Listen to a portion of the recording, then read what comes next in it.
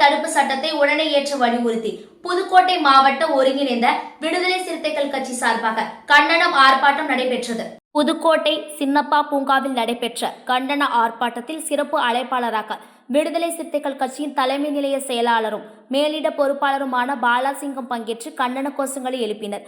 ஒருங்கிணைந்த மாவட்ட செயலாளர் இளமதி அசோகன், வெள்ளை நெஞ்சன் தமிழ்செல்வன் ஆகியோர் ஏற்பாட்டில் நடைபெற்ற ஆர்ப்பாட்டத்தில் மாவட்ட துணை செயலாளர்கள் சந்திரபாண்டியன், திலீபன் ராஜா, பொருளாளர் பாவண்ணன், கதிர்வழவன், மாரிமுத்து, ரமேஷ், சரஸ்வதி, சிவசங்கர், சுசிலா கணேசன், செல்லையா, பார்வேந்தன், தஞ்சை புதுக்கோட்டை மண்டல செயலாளர் சிவகுமார், விடுதலை வேந்தன், கலைமுரசு, திருமணவன், சின்னப்பழகு, செந்தமிழ் வளவன், கண்ணன், ஷாஜகான், சுவாமி ஐயா, கலைவேந்தன், கண்ணையன், பழனிவேல் உள்ளிட்ட மகளிர் அணி பொறுப்பாளர்கள், ஒன்றிய பொறுப்பாளர்கள் ஏராளமானோர் கலந்து கொண்டு ஆணவ படுகொலைக்கு எதிரான கண்டன கோஷங்களை எழுப்பினர்.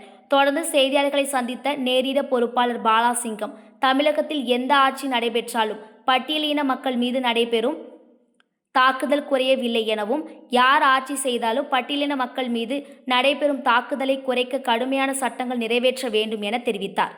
மேலும் அதிமுக ஆட்சியை விட திமுக ஆட்சியில் ஆதிதிராவிடர்கள் மீதான தாக்குதல் அதிகமாகிவிட்டது என எதிர்க்கட்சி தலைவர் எடப்பாடி பழனிசாமி கூறியிருப்பது எந்த ஆட்சி நடந்தாலும் தாக்குதல் நடப்பது உண்மை என்பதை மெய்ப்பிக்கும் வகையில் இருப்பதாக தெரிவித்தார்.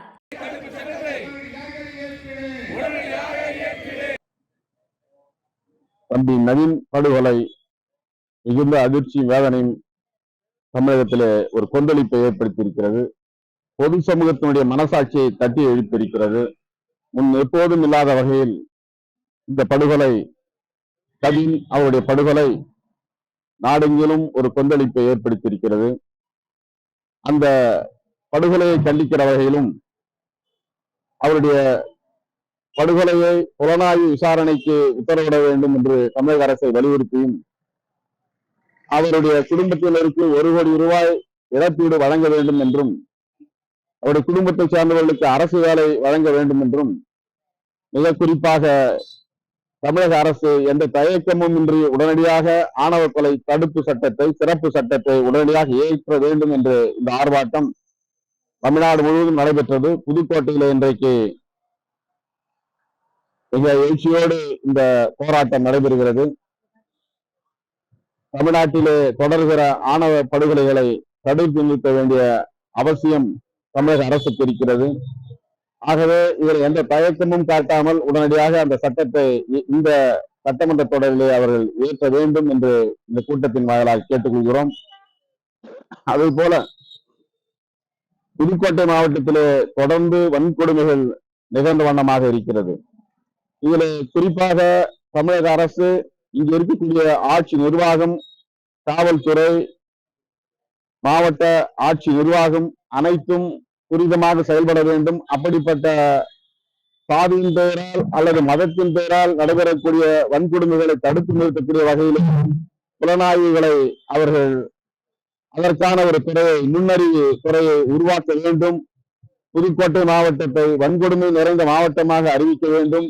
இனியும் அப்படிப்பட்ட வன்கொடுமைகள் நிகழாமல் பார்த்துக் கொள்ள வேண்டியது, அதற்கான நடவடிக்கை எடுக்க வேண்டியது தமிழக அரசுக்கு பொறுப்பாகும். அதை விடுதலை சிறுத்தைகள் வேண்டுகோளாக வைக்கிறோம். ஆகவே இந்த ஆணவ படுகொலை தடுப்பு சட்டத்தை உடனடியாக நிறைவேற்ற வேண்டும் என்ற இந்த பொதுக்கூட்டத்தின் போராட்டத்தின் வாயிலாக கேட்டுக்கொள்கிறோம். அதிமுக ஆட்சியை விட திமுக ஆட்சியில்தான் பிற்படுத்தப்பட்ட மற்றும்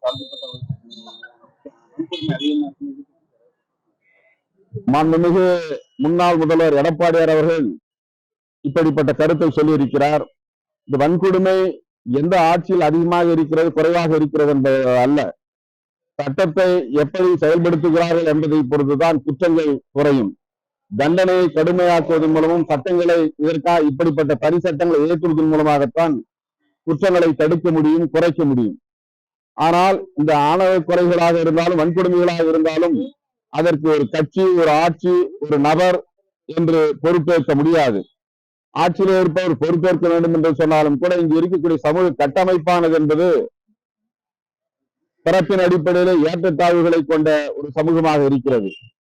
அந்த ஏற்றத்தாழ்வுகளை களையக்கூடிய வகையிலே ஒரு கட்சியோ ஆட்சியோ அதை பற்றியான உரையாடல்களையும் அதை பற்றியான செயல் திட்டங்களை உருவாக்குகிற போதுதான் இது மக்களிடையே ஒரு மாற்றத்தை, மனமாற்றத்தை, உளவியல் ரீதியான மாற்றத்தை உருவாக்குகிற போதுதான் இப்படி இந்த வன்கொடுமைகள் தடுக்கப்படும். ஆகவே இது ஒரு ஆட்சிக்கு எதிராக வைக்கப்படுகிற குறையோ விமர்சனமோ அல்ல.